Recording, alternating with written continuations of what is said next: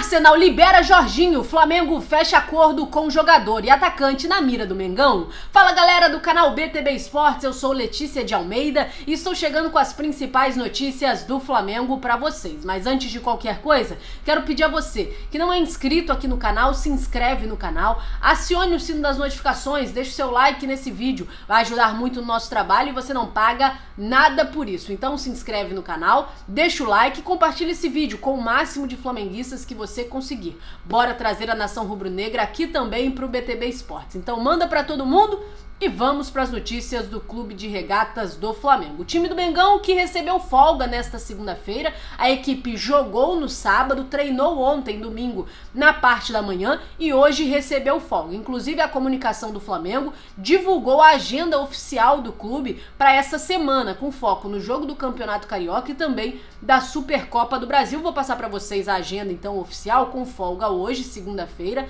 Amanhã, terça-feira, às 9h30, o time treina no Ninho do Urubu. 9h30 também de quarta-feira, o time vai treinar no CT. E aí, às 11 horas da manhã, na quinta-feira, a apresentação do elenco no Ninho do Urubu para se concentrar, então, para a partida que acontece às 21h30 contra o Sampaio Corrêa no Maracanã. Sexta-feira, 9h30 da manhã, o time treina no Ninho do Urubu e às 16 horas viaja para Belém. Lá em Belém deve chegar por volta de 19h55. No sábado de manhã, 9h30, o time treina no estádio Baenão. Domingo, jogo às 16 horas no Mangueirão contra o Botafogo pela Supercopa. Domingo à noite, às 21 horas, o time volta para o Rio de Janeiro e por volta de 1h55 da madrugada de segunda-feira, o time chega no Rio. Essa, portanto, a agenda oficial do clube. Pode sofrer alguma alteração, mas essa agenda oficial é a programação do time para essa semana em 2 jogos importantes. Do Campeonato Carioca, a reabertura do Maracanã,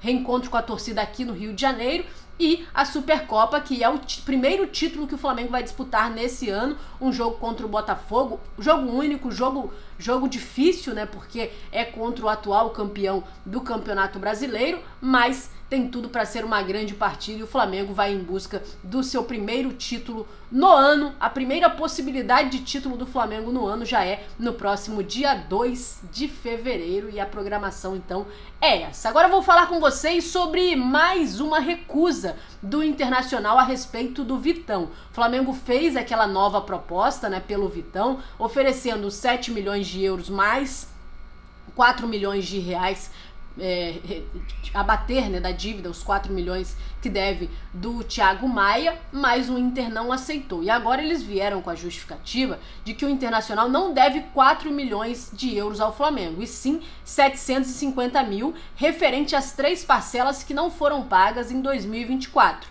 A diretoria, né, do Internacional avisou que em fevereiro vai acertar com o Flamengo. E o restante, eles frisam que são contas a pagar e não dívida. Então o restante aí são as próximas parcelas. Por ainda não estar fora do prazo, eles alegam que são contas a pagar e não dívidas com o Flamengo. Por isso, o modelo de negócio, que é 7 milhões de euros mais o perdão da dívida de 4 milhões, não agrada. Eles não querem, acham que o zagueiro se valorizou, quer vender por 14, 15 milhões de euros. Então não aceitaram essa nova proposta com essa alegação. Eu, se fosse o Flamengo, pulava fora. O Inter não quer negociar, parte para a próxima e boa sorte pro Vitão na sua carreira. O Inter já deixou muito claro que o valor que eles pedem não é o que o Flamengo está à disposição de pagar. Então, vida que segue, eles ficam com o Vitão e o Flamengo parte para outra no mercado. Ainda sobre o mercado da bola, o Carlinhos, que está muito perto de acertar com o Vitória, inclusive deve viajar ainda hoje para Vitória para fechar com o Leão, teve uma mudança, uma alteração no contrato do Vitória com o atacante. A princípio, né, seria 4 milhões de reais o valor que o Vitória pagaria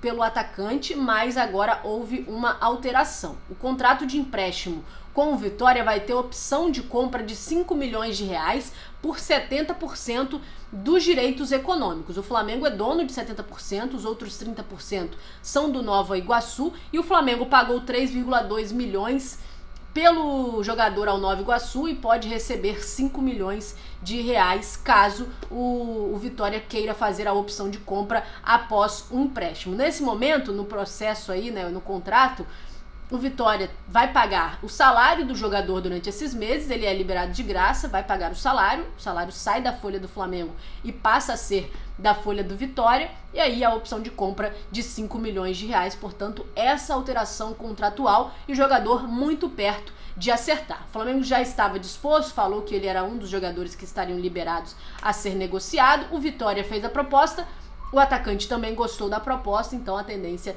é que isso se feche desta maneira e o Carlinhos vai jogar no Vitória por empréstimo. E com a saída do Carlinhos abre uma brecha aí na posição e o Flamengo vai ao mercado para repor no ataque. Já tem um nome da vez, o Flamengo já tem um nome mapeado e é o nome da vez no Flamengo, que é o do atacante Pablo Filipe, do Gil Vicente. O atacante de 21 anos foi formado nas categorias de base do Famalicão de Portugal e o Flamengo ainda não fez uma proposta oficial ao jogador, mas o scout do Flamengo está de olho no atacante, interessa bastante e é o atacante que está na mira para substituir com a saída do Carlinhos. Quero saber de vocês se vocês gostam dessa possibilidade, se vocês acham que o Flamengo deve mesmo ir ao mercado para contratar um atacante já que está negociando o Carlinhos e se o nome do Pablo Filipe é um bom nome, um jogador pouco conhecido, né, no cenário do futebol, mas é novo, tem 21 anos, joga atualmente em Portugal. Eu quero saber se vocês acham que é uma boa para o Flamengo investir neste atacante. Mudando de assunto, vou falar agora sobre a situação do Danilo. O jogador, enfim, agora já não é mais atleta da Juventus. A Juventus anunciou oficialmente a saída do zagueiro e o Danilo também nas suas redes sociais se despediu da Juventus. Então agora o caminho está livre para o Flamengo. Agora completamente livre. O Danilo fez um vídeo, né, uma despedida, postou lá uma carta de despedida à Juventus. Ele que passou 5 anos e meio na Juventus, então assim, muito tempo, tem uma história lá no clube, foi o capitão da equipe também por muito tempo, então é um jogador que conquistou títulos, está na história da Juventus, então se despediu.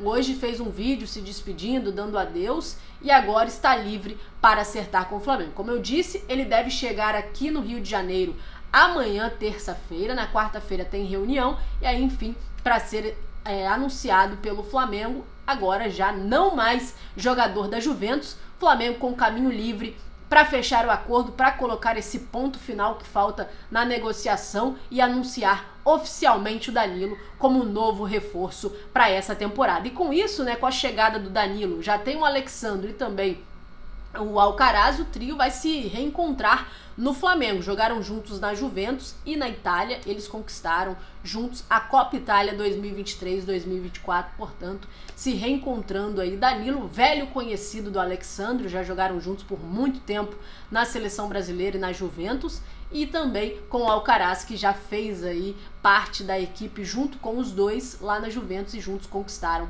a Copa da Itália. E muita gente perguntando sobre o Jorginho, em que pé está essa negociação? O Flamengo vai ou não contratar o volante? O Flamengo vai ou não acertar a contratação do Jorginho? A informação que saiu há algumas semanas é de que o Flamengo tem sim interesse no jogador. Depois foi noticiado que a negociação tinha se esfriado por conta de um entrave financeiro. Neste momento, como está a negociação? Saem alguns boatos, né, algumas informações que não são encontradas a respeito de que o time estaria disposto a liberar o atleta sem custos. Outros falam que o Arsenal está relutante em liberar nessa janela de transferência. Então tem algumas informações desencontradas a respeito do jogador, se o Arsenal liberaria ou não nesta janela de transferência. Se o Arsenal liberou o jogador, aceitou liberá-lo de graça nessa janela de transferência ou não. Ainda há um desencontro de informações sobre isso. Mas o ponto positivo é o seguinte: o Flamengo chegou a um acordo com o jogador. A informação, inclusive, do paparazzo rubro-negro é que o Flamengo, o staff do jogador e a diretoria do Flamengo entraram em um acordo a respeito do salário do atleta caso ele venha jogar no Flamengo. Então, essa questão já está acordada. É o seguinte: as duas partes chegaram a um acordo de que o Jorginho receberá pouco mais de 2 milhões de reais por mês, incluindo salários e luvas. Então essa questão já está acertada. O Flamengo já acertou com o jogador, já tem um acordo com o jogador a respeito de salário, a respeito do quanto ele vai ganhar mensalmente. E aí o entrave e a novela se estende para saber se o Arsenal vai liberar ele de graça nessa janela de transferência ou não. Essa informação ainda não temos oficialmente. Saiu algumas especulações de que o Arsenal liberaria, agora já tem outras informações de que o Arsenal não quer liberar, está relutante em liberar nessa janela, né, antes do meio do ano. Vamos aguardar a respeito disso, então muita calma, vamos esperar para ver a respeito dessa situação. E a notícia boa é que Flamengo e atleta chegaram a um acordo sobre salário, portanto, nessa parte já está tudo certo. Agora aguardar um pouco mais essa novela, o desenrolar da história. Então é isso, pessoal, vou ficando por aqui. Muito obrigada a você que ficou até aqui comigo. Compartilha esse vídeo para todo mundo, não esquece de deixar o like. Valeu, pessoal, muito obrigada e até a próxima.